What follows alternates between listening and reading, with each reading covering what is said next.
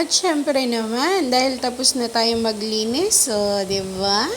Linis na naman ang bahay. Mag-uumpisa na rin ako magluto ng ulam. Samahan niyo ako mga kapasting na maggisa ng toge. Simpleng-simpleng ulam, murang-murang ulam lang din. Hindi ko na ipapaliwanag yan. Basta tapusin po ninyo ang aking mga videos. At syempre naman, wag na wag po natin palalagpasin ang mga kitaan sa dulo. Maraming salamat po. God bless everyone. Let's go!